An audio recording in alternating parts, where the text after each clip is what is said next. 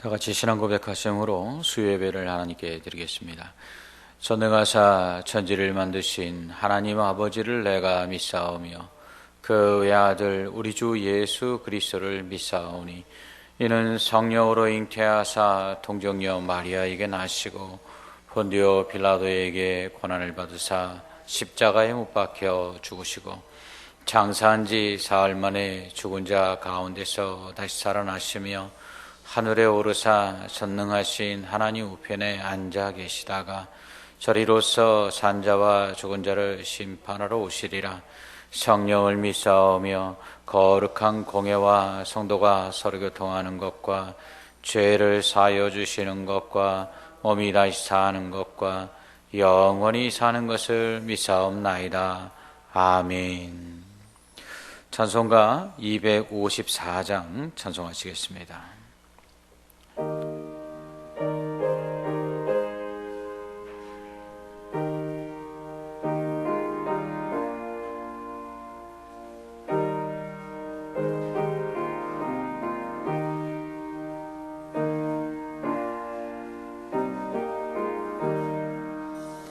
내 주의 보혈은 정하고 정하다.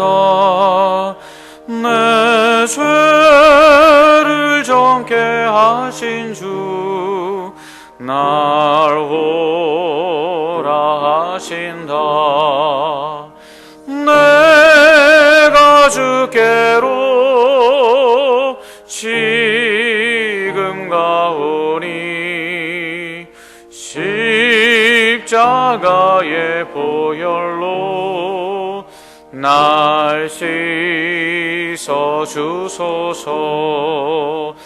약하고 추해도 주께로 나가면 힘 주시고 내 추함을 곧 씻어 주시네. 내가 주께로 지금 가오니 십자가의 보혈로 날 씻어 주소서. 날 오라 하심은 온전한 믿음과 또 사랑함과 평안함 다 주려 함이라. 내가 주께로 지금 가오니 십자가의 보혈로 날 씻어 주소서. 큰 죄인 복받아 살 길을 얻었네. 한없이 넓고 큰 은혜 베풀어 주소서. 내가 주께로 지금 가오니 십자가의 보혈로 날 씻어 주소서. 그 피가 맘속에 큰 증거 됩니다. 내 기도 소리 들으사 다 허락하소서. 내가 주께로 지금 가오니 십자가의 보혈로 날 씻어 주소서. 아멘.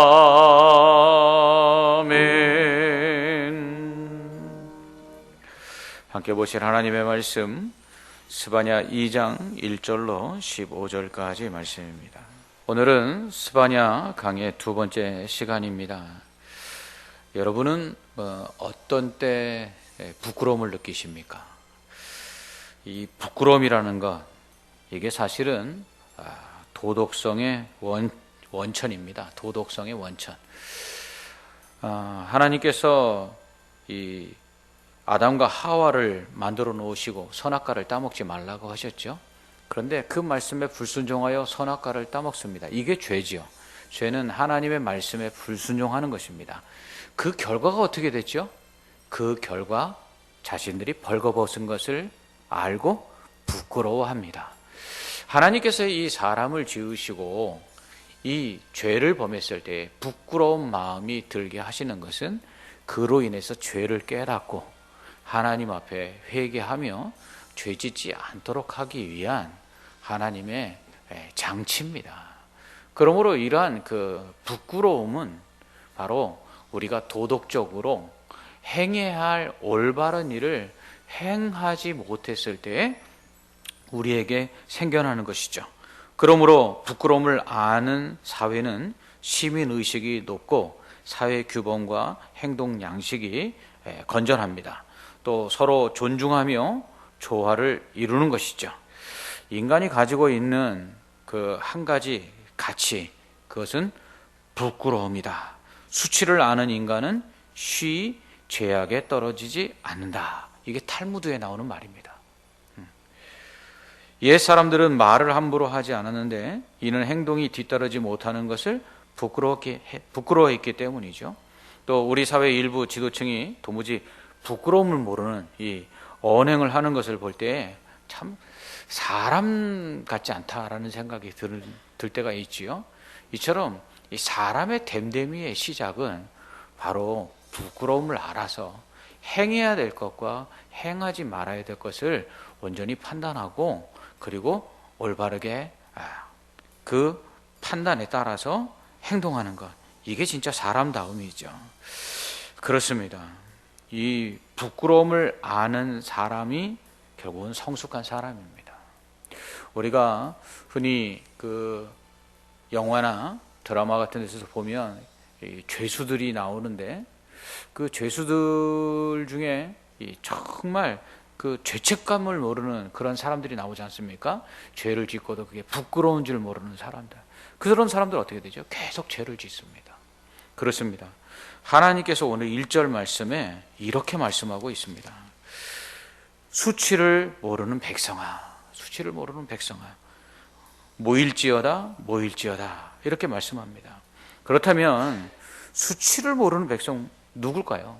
말씀드린 것처럼 죄를 범하고도 깨닫지 못하는 사람, 내가 죄를 지었는지 안 지었는지도 모르는 사람, 그게 죄인지도 모르는 사람, 이게 수치를 모르는 사람이에요. 이거 부끄러운 사람들이라는 거예요. 또한 죄를 범하고도 회개치 않는 사람들, 이러한 사람들이 수치를 모르는 사람들이에요. 그런데 하나님께서 이 사람들을 모이라고 말씀하세요. 왜 말씀하시느냐? 용서해 주시려고.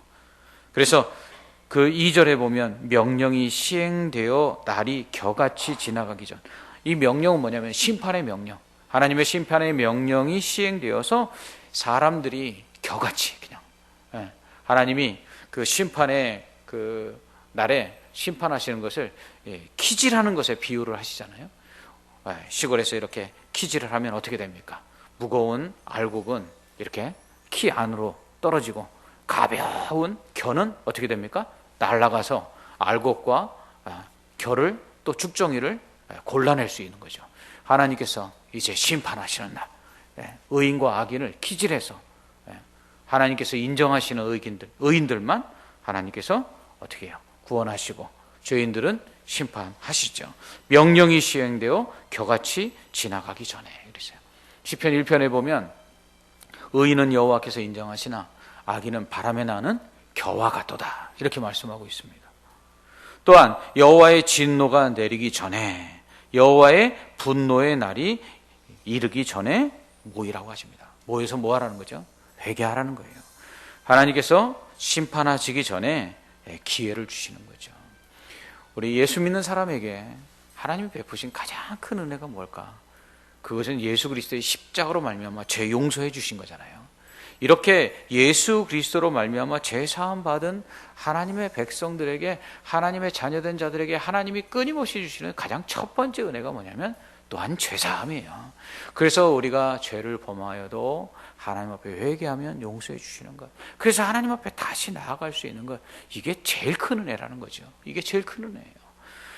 오늘 하나님께서는 수치를 모르는 사람, 죄를 범하고도 죄를 지었는지도 모르는 사람, 죄를 범하고도 회개치 않는 사람 다 모여서 회개하라고.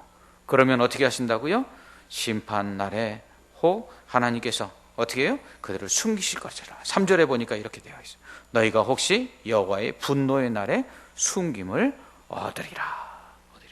그렇다면 회개의 모습은 어떠한 것일까요? 3절은 이렇게 말합니다. 3절을 보십시오. 여호와의 규례를 지키는 세상의 모든 겸손한 자들아. 그러니까 하나님의 말씀 앞에서 예, 하나님 말씀하십시오, 제가 순종하겠습니다, 이렇게 순종하는 사람이 겸손한 사람이라는 거예요. 예. 그래서 하나님 말씀에 겸손히 순종하는 사람, 규례를 지키는 사람, 이러한 사람들이 바로 회개하는 사람이에요. 회개라는 것은 죄 지었으니까 용서해 주세요, 입술로만 죄를 고백하는 것이 회개가 아니라 그 죄를 깨닫고 그 죄를 짓지 않기 위해서 하나님 말씀 앞에 겸손히 순종하는 사람. 그래서 공의와 겸손을 구하라, 이렇게 말씀하고 있는 거예요. 공의를 구하라, 의롭게 살아라는 거죠. 의가 뭐예요? 율법대로 사는 것이 의죠. 그러면 의롭다함을 얻으니까. 겸손하는 게 뭐예요? 겸손한 자만이 순종할 수 있기 때문이죠. 이게 회개예요. 이렇게 회개하는 자들을 분노의 날에 하나님께서 어떻게 해요? 숨기실지 모른다, 이렇게 말씀하고 있습니다. 이렇게 하나님께서 수치를 모르는 백성들아 모여서 회개하면, 너희가 다시금 회개하여 하나님 율법에 순종하고 겸손하여져서 공의를 행하면 내가 심판날에, 심판 전에 너희를 용서하여 심판날에 너희를 심판당하지 않도록 숨길 것이다, 이렇게 말씀하고 있죠. 누구에게 하시는 말씀일까요? 이게 이스라엘 백성들. 참, 하나님 보실 때 이스라엘 백성들이 어떤 백성이었어요? 수치를 모르는 백성들. 죄를 짓고도 죄를 지었는지, 죄를 짓고도 회개하지 않는 이 부끄러움을 모르는 이러한 이스라엘 백성들을 향해서 말씀하고 있는 거예요. 여러분, 우리가 가끔 신문지상이나 아니면 텔레비전 뉴스 이렇게 볼 때 예수 믿는 사람들이 죄 짓는 모습 이렇게 나오면 정말 우리가 부끄럽잖아요. 우리가, 예? 같은 예수 믿는 사람이 죄 지은 것도 우리가 부끄러운데, 야, 그 죄 지은 사람은 그걸 죄라고 생각하지 못하니 하나님 보시기에 얼마나 창피하겠어요. 하나님이 우리를 부끄러워하실 때에는요, 하나님은 다른 거 없어요. 우리가 죄 지을 때 부끄러워하는 거예요. 여러분, 우리가요 좀 실패하고요, 우리가 조금 약해지고요, 우리가 좀 잘 안 될 때 하나님 우리 부끄러워하지 않아요. 여러분, 우리 부모님들이, 우리 자녀들이 뭐 사업이 좀 안 되면 부끄러워하고, 또 우리 자녀들이 출세하지 못하면 부끄러워하고, 우리 부모님들이 어디 그러십니까? 우리 흔히 그런 말 하죠. 부모의 얼굴에 먹칠하지 말아라. 뭐가 먹칠하는 거죠? 잘못하는 것, 죄 짓는 것. 마찬가지예요. 우리 하나님은요, 우리가 조금 못하고 실패하고 우리가 조금 약해져 갖고 우리가 해야 될 일들을 못하는 것, 그것 가지고 하나님 부끄러워하지 아니하세요. 어떤 걸 부끄러워하느냐? 우리가 죄를 부끄러워하지 않을 때, 우리가 죄를 짓고도 그것을 회개하지 않을 때 하나님 우리를 부끄러워하세요. 생각해 보세요. 우리 예수님을 하나님께서 왜 십자가에 달려 돌아가시게 하셨어요? 우리의 죄를 용서해 주시려고 십자가에 달려 돌아가시게 하셨잖아요. 그런데 예수님의 그 십자가로 말미암아 제사함 받은 우리가 죄를 지으면 하나님 생각할 때 얼마나 탄식하시겠어요. 나는 아들을 죽여서 죄 짓지 말라고 했는데 저렇게 죄를 지면 어떡할까? 얼마나 탄식하겠어요. 그렇습니다. 하나님은요, 우리를 부끄러워하지 아니하세요. 하나님은 어느 때 부끄러워하시느냐? 우리가 죄 지을 때. 근데 하나님이 원하시는 건 뭐냐? 회개하는 것. 하나님 앞에 돌아와서 하나님께 겸손히 하나님 말씀 순종하여 공의를 행할 때 하나님께서 우리를 용서해 주시고 우리를 오히려 거룩하게 하심으로 하나님의 영광의 빛을 선전하는 빛과 소금으로 사용하시는 거죠. 하나님께서는 이렇게 하나님의 백성들에게는 회개하라고 말씀하시거든요. 그 다음 4절부터는요, 하나님이 그 이스라엘 주변에 있는 나라들에 대해서 심판하시겠다고 말씀하십니다. 자, 한번 그 4절부터 보시면 거기에 가사가 나오고요, 아스글론이 나오고 아스돗이 나오고 에글론이 나오고 그렛이 나옵니다. 그런데 이게 뭐냐면 다 지중해 연안에 있는 블레셋 백성들을 이야기하는 거예요. 이 블레셋 백성들에게는 어떻게 하신다고 그랬어요? 가사는 버림당하고 아스글론은 폐허가 되고 아스돗은 대낮에 쫓겨나고 에그론은 뽑히고, 그리고 해변 주민 그렛 족속에게는 뭐가 있어요? 화가 있을 것이다 이랬어요. 블레셋 사람의 땅, 블레셋 사람의 땅. 블레셋 사람들과 이스라엘 백성들 참 철천지 원수지요. 철천지 원수예요. 우리가 지금 이스라엘 옆에 있는 팔레스타인 이렇게 부르는 이 팔레스타인이 이게 그 원래 원어가 뭐냐면 블레셋에서 온 단어예요. 그래서 이 팔레스타인 지역에 살고 있는 사람들이 블레셋 족속의 후손이다 이렇게 말하는 사람들도 있어요. 지금 그렇게 그 이스라엘과 팔레스타인이 싸우듯 블레셋과 이스라엘은 늘 앙숙이었어요. 그런데 하나님께서 그 블레셋을 어떻게 해요? 멸하시겠다는 거예요. 주민이 없게 하시고 해변은 풀밭이 되고 블레셋 땅은 풀밭이 되어 목자의 운막이 되어서 목자가 거기다 운막 짓고 양떼를 먹이겠다 말씀하고 있어요. 완전히 황무지가 되고 폐허가 되게 하시겠다는 것이죠. 그 땅을 나중에는 유다 족속의 남은 자들에게 돌아갈 것이라고 말씀합니다. 거기서 이스라엘의 목자들이 운막을 짓고 양떼를 먹이고 또 아스글론 사람들의 집에 들어가서 그 집을 차지하고 거기에 누워서 거기에 거할 것이라고 말씀하고 있습니다. 자, 이유가 뭐죠? 하나님이 이스라엘 백성 다시 돌아오게 하실 거라고 말씀하세요. 하나님께서 이스라엘 백성들 바벨론의 포로 생활에서 다시 돌아오게 하시겠다고 말씀하세요. 그러니까 하나님이 이 돌아오게 하신다고 하셨으니까 뭐 하라고요? 너희들 수치를 모르는 백성아 회개하라. 그리고 내가 너희를 돌아오게 해서 너희에게 그 땅을 줄 것이다. 심지어 블레셋의 땅까지 줄 것이다. 이렇게 말씀하고 있어요. 그렇습니다. 하나님이요, 하나님의 백성을 징계하셔도요, 하나님께서 그 마음에 가지고 계신 것은 뭐냐면 복주기를 원하시는 거예요. 여러분, 예수 그리스도로 말미암아 우리가 약속을 받았잖아요. 어떤 약속을 받았어요? 죄사함의 약속. 두 번째, 영생에 대한 약속. 세 번째, 천국에 대한 약속. 우리가 하나님으로부터 이 약속을 받았잖아요. 그래서 하나님께서는 이렇게 예수 믿음으로 말미암아 죄사함을 받고 영생을 얻고 천국에 들어가서 그 천국에서 왕노릇하는 이 세 가지 약속을 하시고는 그 약속을 반드시 지키시기 위해 어떻게 하세요? 우리에게 믿음 안에서 우리를 보호해 주세요. 그러므로 우리가 하나님 앞에서 이러한 약속을 받았음에도 불구하고 죄 지을 때 하나님께서는 어떻게 하시느냐? 우리가 회개하기를 원하세요. 그래서 우리가 회개하면 하나님께서는 이 약속하신 복을 우리에게 주시는 거예요. 그것을 이스라엘 백성에게 보여주고 있죠. 이스라엘 백성이 70년 뒤에 바벨론 포로에서 돌아오게 할 것이다. 그러니 너희가 돌아와서 그 땅을 다시 차지하는 날에는 다시 그 땅에서 쫓겨날 것처럼 살지 말아라. 그러니까 너희가 회개하여 하나님을 찾고 공의를 행하고 겸손히 하나님만 높이고 하나님의 말씀에 순종하여 살아라. 이렇게 말씀하고 있는 것이죠. 하지만 하나님을 알지 못하는 블레셋 백성들은 어떻게 하신다고요? 하나님이 심판하시겠다는 거예요. 그리고 그거를 이스라엘 백성에게 주시겠다고 말씀하세요. 뿐만 아니라 모압과 암몬 족속 역시 심판하시겠다고 말씀하세요. 이 지도를 보면 블레셋은 여러분이 이렇게 보고 계신다면 이렇게 제가 그릴 수 있어요. 이렇게 이스라엘 땅이 이렇게 있으면 이쪽이 지중해예요. 그러면 이쪽이 이스라엘 백성이 살아가요. 그럼 지중해 요 연안에 블레셋이 있는 거예요. 그러면 모압은 어디냐? 모압은 바로 이 이스라엘 백성이 있는 땅에서 요단강을 건너서 요단강 동쪽에 모압과 암몬 족속이 살고 있는 거예요. 근데 이 모압과 암몬 족속, 이제 서쪽 블레셋도 하나님께서 심판하시겠다고 말씀하셨고, 동쪽에 있는 이제 모압과 암몬도 하나님이 심판하시는데, 어떻게 심판하시느냐? 모압은 소돔같이, 암몬은 고모라처럼 그렇게 될 것이라고 말씀합니다. 하나님이 유황불로 심판하였던 소돔과 고모라처럼 하나님이 심판하시겠다. 그래서 찔레가 나고 소금 구덩이가 되어서 영원히 황폐하리라. 여러분, 소금 구덩이, 이 서해안에 보면 간척지가 많잖아요.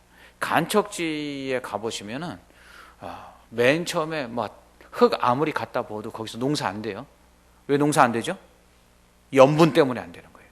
그러니까 소금 구덩이가 된다라는 건 거기에 씨 뿌려봐야 아무것도 안 난다는 얘기예요. 하나님이 그렇게 하나님이 심판하시겠다는 거죠. 근데 왜 그럴까요? 왜 하나님께서 이 블레셋도 심판하시고 모압과 암몬도 심판하신다고 했을까요? 그 이유는 교만했기 때문이에요. 그들이 교만했다라는 것은 뭐냐면, 첫째로 그들이 교만해서 하나님의 백성을 조롱했대요. 둘째로 그들이 교만해서 자신들만 이제 남아있다라고 생각을 하는 거예요. 자신들만. 우리 외에는 아무도 없어! 이렇게 자신들의 힘을 과시했다는 것이죠.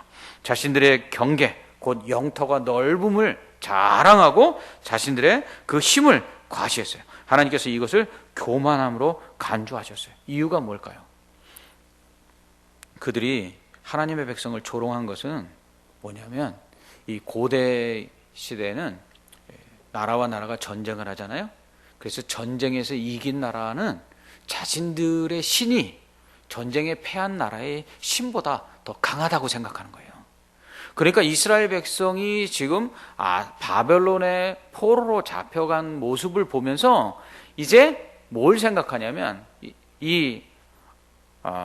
모압과 암몬이 그리고 블레셋이 뭐라고 생각하냐면, 이스라엘의 하나님이 신 중의 신이라고, 만왕의 왕이라고, 또 만군의 여호와라고, 자기 백성도 구원을 못하는데 무슨 만왕의 왕이야 하면서 하나님의 백성을 어떻게 해요? 조롱했다는 거예요. 그 하나님의 백성을 조롱한 것은 곧 하나님을 조롱하는 것이죠. 시편에 보면 시편 기자가 이렇게 탄식하며 노래합니다. 여호와여, 종일토록 원수들이 내게 하는 말이 내 하나님이 어디 있냐고 하나이다. 우리가 이 세상을 살아가면서, 특별히 하나님의 백성들이 세상을 살아가면서 때로는 일이 잘 안 되거나 때로는 문제가 생길 때가 있어요. 그럴 때 성도들 중에 이런 말들을 하시는 분들이 계세요. 하나님의 영광을 좀 가리운 것 같아 갖고 참 마음이 참 무겁습니다. 이렇게 얘기해요. 왜냐하면 예수 믿는 사람들 복 받는다고 우리가 얘기했는데, 주변에 안 믿는 사람들이 예수 믿으면 복 받는다고 그러면서 이렇게 고난을 당하고 이렇게 병 걸리고 이렇게 안 되고 하나님 어디 있는 거야? 이렇게 이야기하니까 자신들이 이렇게 사업이 어려워지거나 어떠한 환난을 당하거나 질병을 잊게 되면 예수 믿는 사람들이 그런 생각을 갖는다니까요. 하나님의 영광을 가렸다, 이렇게 생각을 해요. 그런데 하나님은 그런 것으로 영광을 가려지지 않고요, 우리가 그런 가운데 낙심하여 하나님을 의지하지 아니하고 세상을 더 의지하고 그런 가운데 믿음을 저버리는 것, 그럴 때 하나님이 영광을 가리우는 것이지, 우리가 실패하고 절망 속에 빠질 만한 상황 속에 처했어도 믿음을 지키고 하나님을 바라보는 한 하나님 절대로 하나님의 영광을 가리우는 일이 아니라는 거예요. 오늘 이처럼 이스라엘 백성들이 바벨론에 의해서 멸망을 당하고 포로로 잡혀갈 것을 보면서 이 주변에 있는 모압과 암몬이 또 블레셋이 하나님의 백성들을 조롱하는 모습을 보고 그것을 하나님 뭐라고 여겨요? 자신을 조롱한 것으로 간주하시는 거예요. 그래서 그들을 교만하다고 여기시는 거죠. 그래서 하나님께서 어떻게 하세요? 하나님이 치시는 거예요. 하나님이 그들을 치셔서 과연 하나님이 얼마나 능력이 많으시고 또 자기 백성을 사랑하시는지를 보여주시겠다는 것이죠. 하나님께서는 또한 이제 구스를 치시겠다고 말씀하세요. 구스는 또 어디냐? 구스는 여러분 여기 지중해라고 그랬잖아요. 지중해 있고 이스라엘이 있으면 여기 지중해 해변에 블레셋이 있고 요 동쪽에 요단강 건너서 모압과 암몬이 있다고 그랬어요. 구스는 어디냐? 저 애굽 밑에 아프리카에 시작되는 점에 있는 북아프리카의 그 애굽 바로 밑에가 구스예요. 그러니까 이번에는 남쪽이죠. 이 남쪽에 있는 구스를 하나님께서 칼로 죽임을 당하게 하시겠다고 말씀하세요. 그리고는 위쪽 북쪽으로는 아수르를 하나님께서 또한 멸하여서 니느웨가 황폐하여 사막처럼 메마르게 될 것이라고 말씀하고 있습니다. 그래서 거기에 짐승의 거처가 되고 그들이 지은 백향목으로 지어놨던 아름다운 성전은 그 백향목이 다 썩어서 벗겨질 것이다. 이렇게 말씀하고 있습니다. 보세요. 그 이유가 뭘까요?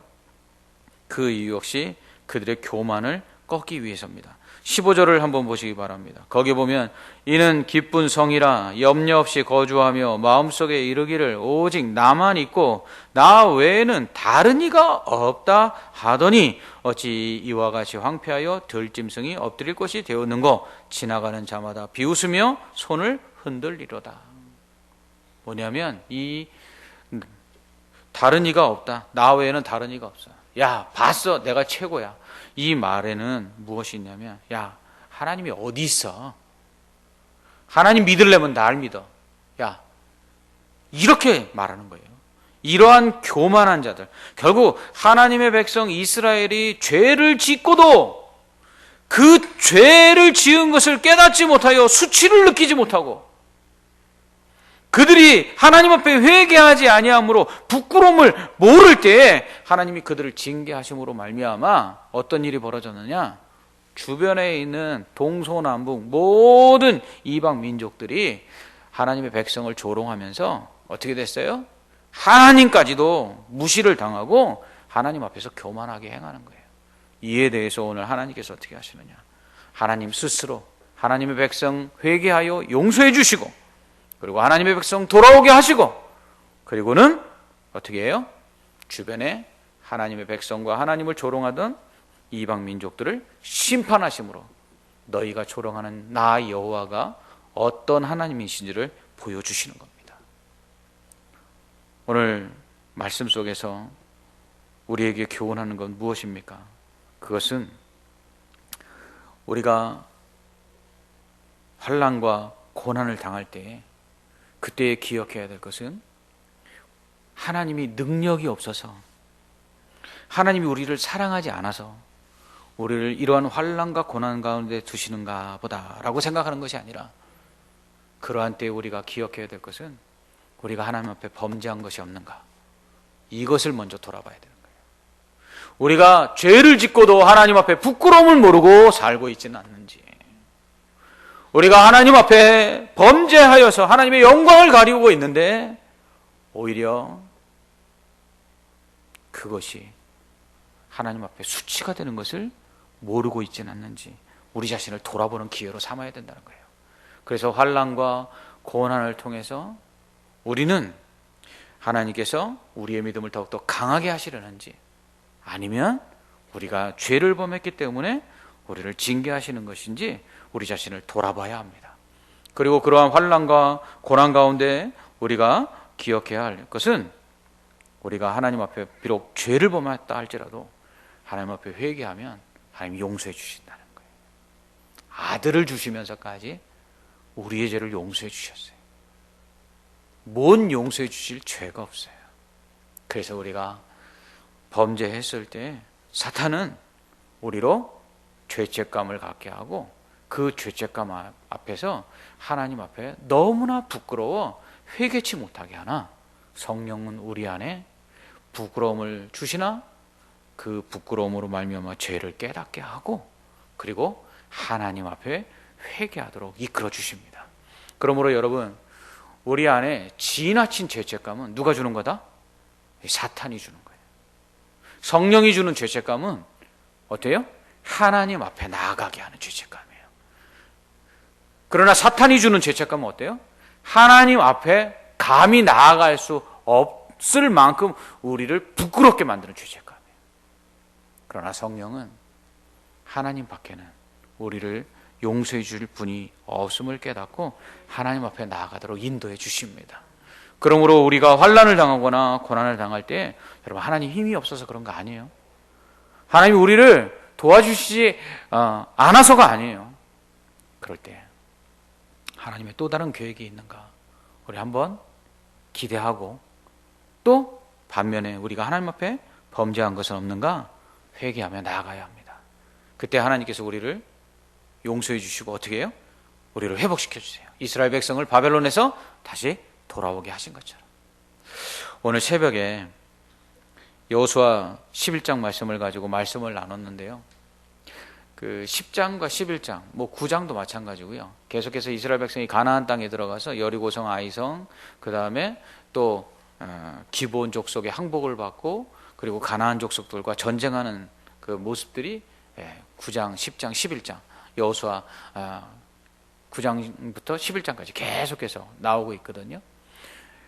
근데 거기에 보면 그 이스라엘 백성들이 여리고성을 무너뜨리고 또 아이성에서 실패한 다음에 아이성을 다시 한번 함락시키고, 그리고 그 모습을 보고 두려워서 기브온 족속들이 항복하러 오고, 그로 인해서 기브온 족속이 항복한 것이 기분 나빠갖고 예루살렘 왕과 5개 연합국의 연합군을 형성해서 이스라엘과 전쟁을 치르는데 하나님이 이기게 하시고, 그 다음에 그 모습을 보고는 하솔 왕이 모든 주변에 있는 가나안 족속들 다 모아갖고 전쟁을 치르러 왔다가 이스라엘 백성이 패하는 모습이 있어요. 오늘 그 사건들을 함께 나누면서 제가 이런 말씀을 드렸어요. 안 좋은 일은 몰아서 온다라는 말이 있듯이 이스라엘 백성이 가나안 땅에서 가서 전쟁을 치르는데 이 뭐 한 성 점령하고 그 다음에 또 가서 한 성 점령하고 여리고성 이렇게 점령한 다음에 또 아이성 가서 점령하고 그렇게 점령하는 게 아니라 보면 어떻게 하냐면 막 가나안 족속들이 때로 몰려요. 때로. 그러니까 어찌 보면 참 두렵지 않겠나 이런 생각이 들 때가 있어요. 그런 생각이 들었어요. 그런데 한번 생각을 해봤죠. 왜 하나님께서 왜 한 족속씩 진멸하게 하시는 것이 아니라 이처럼 가나안 족속이 다 때로 몰려오게 하셨을까? 그러면서 저에게 하나님이 깨닫게 하신 것은 먼저 첫 번째로는 뭐냐면, 한 성씩 점령하는 것도 좋은데 때로 몰려오면 어떻게 해요? 한꺼번에 다 처리하시잖아요. 제가 그래서 새벽에 그런 말씀을 드렸어요.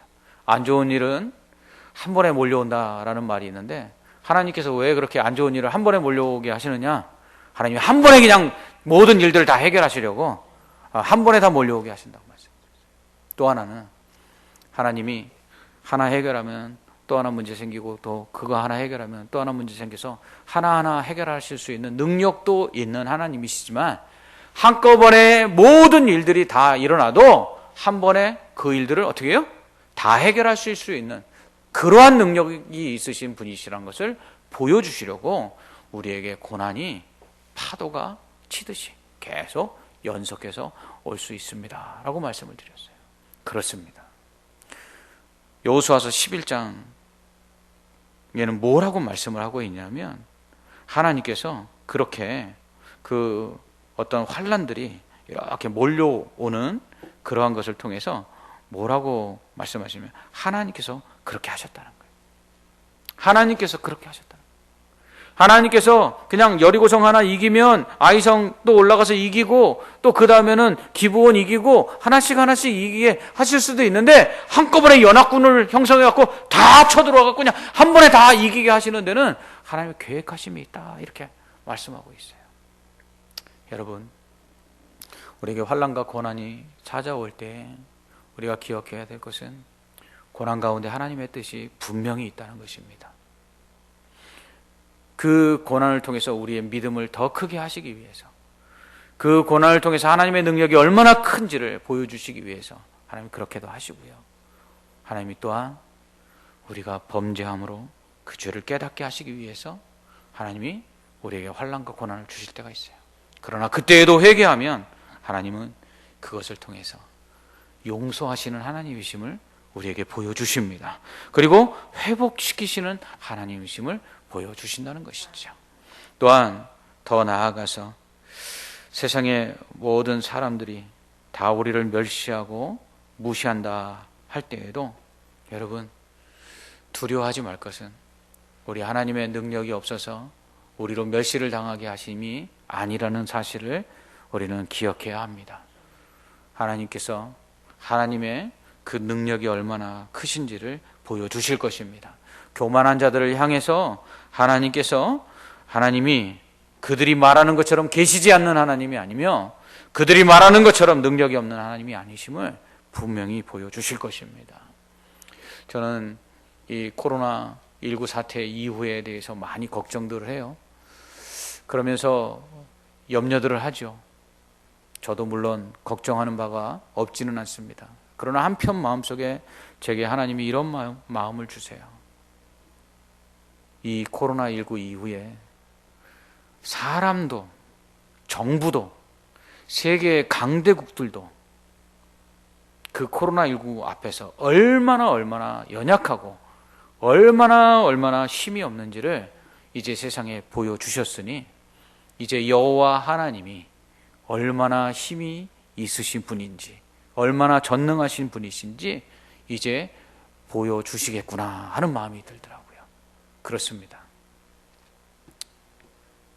겨울이 지나고 그 겨울이 깊으면 깊을수록 찾아온 봄이 우리에겐 더 따뜻하게 느껴지는 것처럼 이렇게 우리의 인생의 큰 환난과 고통, 전 세계적인 이 팬데믹 속에서 하나님 능력이 없어서 우리를 내버려 두시는 것 아니거든요. 하나님이 계시지 않아서 세상이 이렇게 된 것 아니거든요. 그 앞에서 우리가 회개하고 하나님 앞에서 온전히 순종하며 우리의 거룩함을 회복할 때에 하나님께서 우리를 회복시키시고 우리에게 약속하신 복을 주시고 더 나아가서 하나님이 살아 계시고 또한 전능하신 여호와이심을 나타내 보여줄 줄 믿습니다. 그러므로 여러분 환난이 찾아와도 염려하지 마시고 우리 자신을 돌아봅시다.